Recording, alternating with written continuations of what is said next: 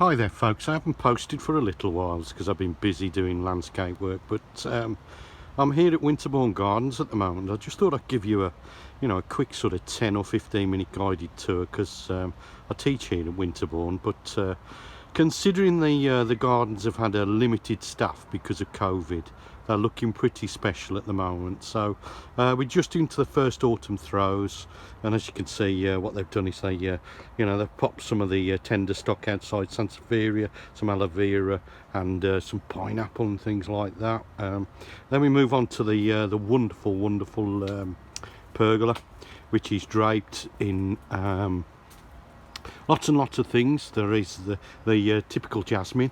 There is some grape as well, ornamental grape. As we look out from the pergola, we can see the new borders, which were only just installed last year, so they're only really just getting underway. And you can see why people love grasses, because it's just resplendent. It really is. It's absolutely gorgeous what they've actually created here. So as we walk through on the Cotswold stone, really good, fantastic sort of outlook. Really does what it needs to do and draw you through into this part of the garden. Lots of the trees are starting to take on their autumn tinges, look. So fantastic Acer palmatum in front of us. Euonymus elatus, there it is folks, look at that, absolutely gorgeous. Verbena bonariensis, but for me, look at the stipers and things like this. It's absolutely fabulous. These borders have worked really well. A malus, which at this time of year, if you want something for fruit, there's malus. Perhaps John Downey, I'm not sure of the species. I have to ask the head gardener at some point in time. But yeah, grasses are looking really well. And it's a cracking garden to come and visit, guys. The garden staff really care about the work they do, and obviously visitors are allowed in now. Pennisetum's there, look, absolutely fabulous. And for a style that has hit us in the last sort of 10 years, it's really become a style that people have taken on board. Nepeta, that is catmint. I love it, cats. And Verbena bonariensis is absolutely everywhere. So I think this has done stunningly well, I must admit. I think it's absolutely fabulous what they've achieved here within these borders. Absolutely glorious. So we'll have a walk up the lawn and see what we come across, and then perhaps a wander into the walled garden. And here we go as we wander around. You might be wondering what you can grow under shade. Here's some hazel. Heucheras are doing really well. And actually, if you've got a deep coloured heuchera, if you pop it into a shady area, then it'll just get deeper in colour. How about Carex testaceae, which just literally flops absolutely everywhere and becomes big and bushy. Sedum autumn joy, of course. The ice plant is absolutely resplendent and superb in colour at this moment in time. Euonymus elatus right in front of us, and again absolutely fabulous with this wonderful colour as it turns into autumn look. And its autumn tinges. And then we've got the borders that just reflect parts of the world here. So we'll just have a walk up the side path and see what we come across. A nice cherry turning. And again, if you've never been here before, folks, really need to come and have a good look around, because there's plenty going on at this time of year. The gardens are open at this point in time, there's lots happening, so you can get into the gardens. They're open to visitors. We'll go up the nut walk, which was inspired by Gertrude Jekyll here at Winterbourne, and contains something like I think it's 15 or 16 varieties of nut. But here's a bit of a design cue for you. If you put something like this into the garden, make it dark, and mysterious, and you really want to walk around the garden. Look, and you can see a light at the end of the tunnel, and effectively you walk through this, and once these start to actually fruit, when you get nuts on there, it's going to be absolutely gorgeous. Again, you could come in here and eat your hazelnuts, your cob nuts, and all sorts of things.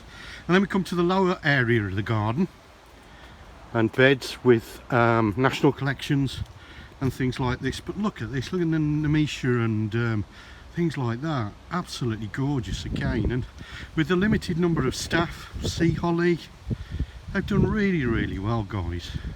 Looks fantastic. And just looking up to the top terrace,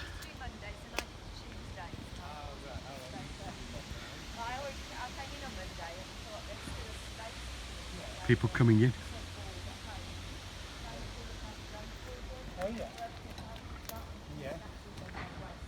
And again, lots of volunteers they have here. So there's a couple of volunteers getting ready to go and do some work.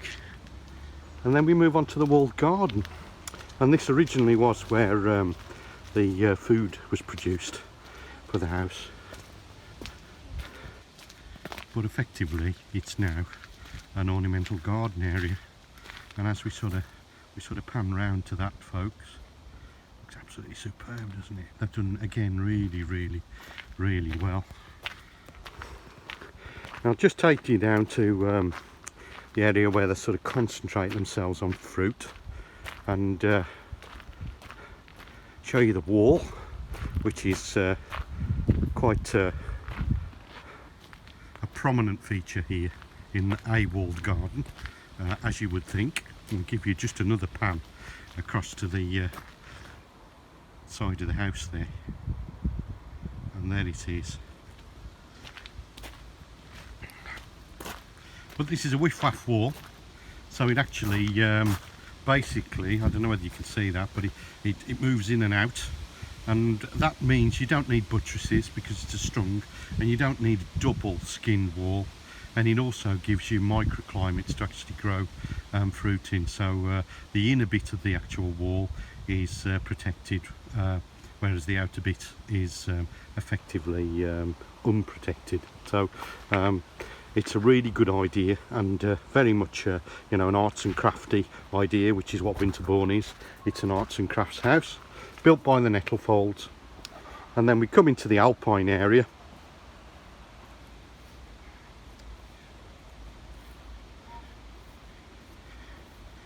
and again, it's not a bad time for alpines. There's lots of colour coming through. You've got nerines, agapanthus that have just gone over, alpine houses, troughs, lots of cyclamen just starting to come into flower. And then of course what is really great about Winterbourne is the Cacti House, and this is all managed by two elderly gentlemen, and this is a passion that's gone absolutely balmy. So you can actually just see that this is their passion. And there is a glass house in the teaching area that's just full of the proper girls that they've actually basically taken. So I mean, look at it, it's absolutely stunning, isn't it? So you know, if you can get yourself down to Winterbourne, do so. Get yourself out and about.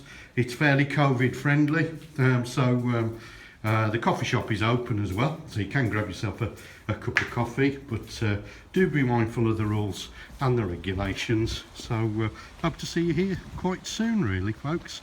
And that's it. That's just a general guided tour of what Winterbourne's about at this time of year, which is you know, for people that are looking at this after the fact, around about mid-September. And I'll speak to you soon. I'm going to start to do a program on garden design, so gardening from scratch and things like that. And I hope to be visiting lots of gardens like this, just to give you some ideas and to reflect the things that I'm going to be doing in a person's garden to actually convert their garden. So I'm going to leave you with an absolutely superb nerine, and I will speak to you very soon in the next video along.